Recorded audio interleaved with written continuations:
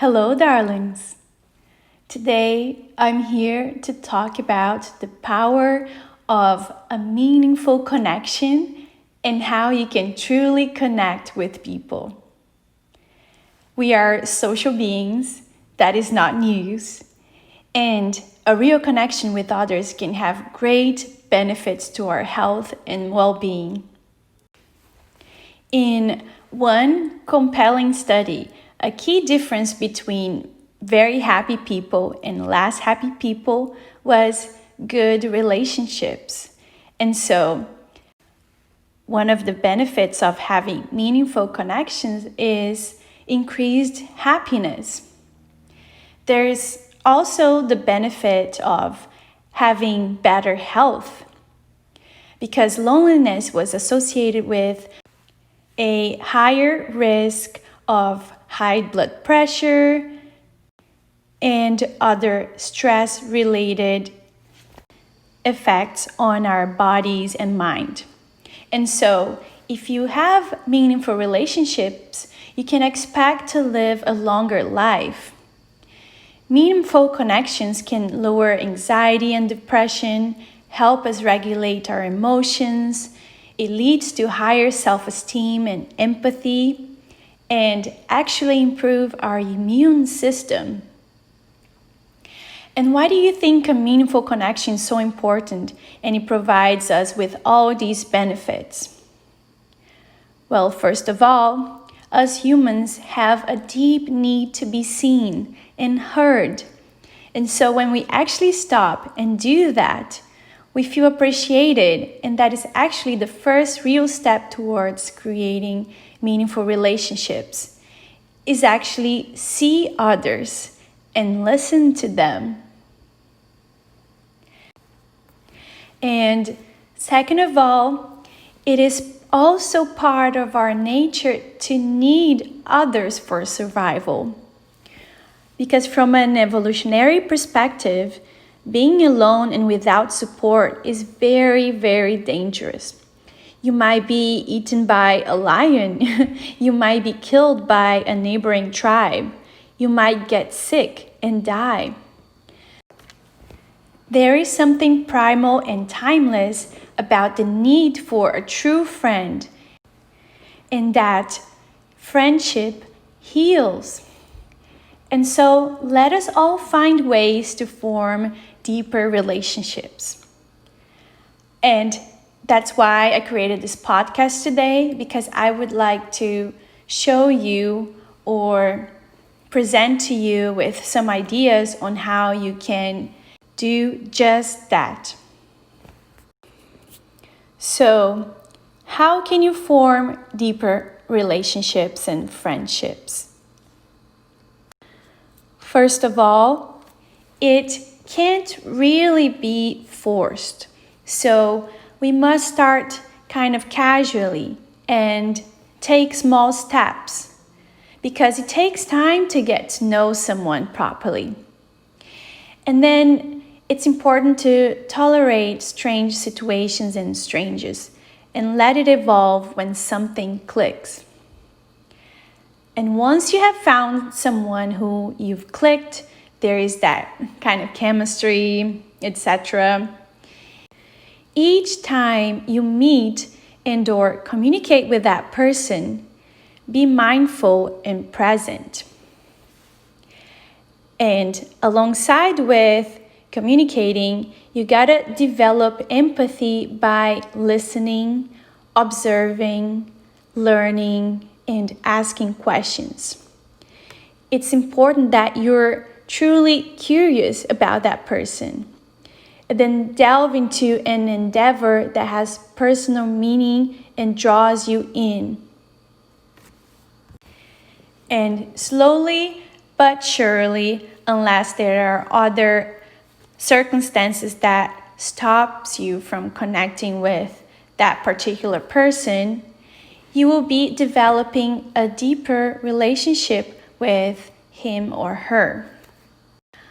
By the way, there's also the fact that in order to build a deeper connection with someone, the relationship should be based on a two-way street. It's not like you or the other person is empathetic and is interested and wants to build that connection, but the other person is not. That is not going to work, because a real connection takes two people. It won't develop if the other person is neglecting you or you are neglecting the other person. Also, it is important to be genuine and as honest as you can. Don't present a persona, but present the human being that you are with your flaws and all. Be in a conversation rather than putting on a performance. And then you can begin to start asking deeper questions with interest. So do dig deeper and allow the other person to be comfortable with that too. Don't force it though.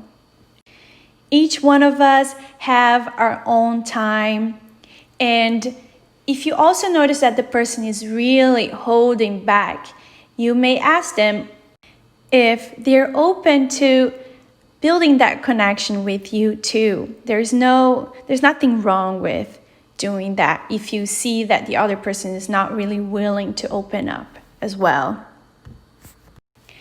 There is no real right or wrong here because each one of us is different, but you will see from the other person if there's an opening, and from yourself too. You gotta be comfortable with sharing deeper and deeper stuff, because there are definitely levels of how deep you are in that relationship. You will eventually develop to somewhat of like a feeling or intuition to what will be right to ask or to dig deeper with that person, and also for yourself too. So, obviously don't open yourself up if you don't think you can trust that person too, okay? You gotta be wise here to who you're really gonna be opening up. And so there's this real process, and it cannot be forced. It's almost like an art here, okay? Another point that I'd like to mention is that when we need the most, that is when we realize we have a true friend. And so you don't have to necessarily help someone monetarily, but just by being there emotionally available to hear and to see that person, that will already mean a lot to him or her. And there should be a somewhat give and take with that too. It's not like you will be taken advantage of. You will realize when someone is just there to take advantage of you, but it's not really providing you with the support that you need as well. And so there's also, the idea that we do want to help people without really asking something in return.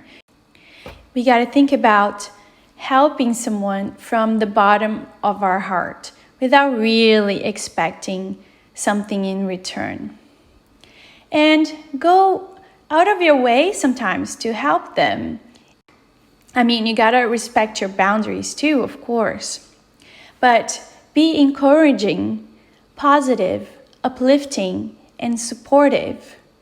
Say thank you for small things and big things. Whether you send them a text or call them or write a note or a gift, don't hesitate to thank others for helping you and for who they are in general. People love feeling appreciated and cared about. It is also important that we meet the person in person. And we should take advantage of technology to facilitate just that. And remember their name. truly care about others without really expecting something in return. And schedule quality time. In order to develop a real connection, it does take time. Like I said, it does take effort. And don't forget to smile. And you know what? You can know a lot of people and connect with them superficially, but with our busy lives, to really have a true friend or a true connection, you can't really expect that all of them are really gonna be that person who you do have a connection. Because like I said, this will take time and effort. Because as you develop these relationships, you will have disagreements. And that is actually a sign that the relationship is getting deeper. And you need to be able to communicate and be empathetic. And there are a lot of things that is required in order to keep nourishing that relationship too. And that's why we say here at the Church of Clear that we believe in a minimalist view to our outside relationships too. Just because of that, just because it will take your time to be able to create, develop, and nourish these relationships. Unless you do have all the time in the world and that you don't have to worry about a job, but you don't have to worry about different things in your life, and that's all you're really focused on, then obviously having more than a handful of real friends is absolutely possible. And by the way, don't hesitate to cut ties if the relationship becomes toxic too. So I hope today's podcast has helped you understand how you can develop those deeper relationships. And I'll definitely be talking more about this subject on later postings, okay? So definitely stay tuned to the Church of Clear channel. And don't hesitate to skip the small talk, the next person you meet that you have some sort of chemistry with. Just ask them, what are your dreams? What are you afraid of? Or how can I help? Okay, darlings, I hope I'll see you on the next one. Goodbye.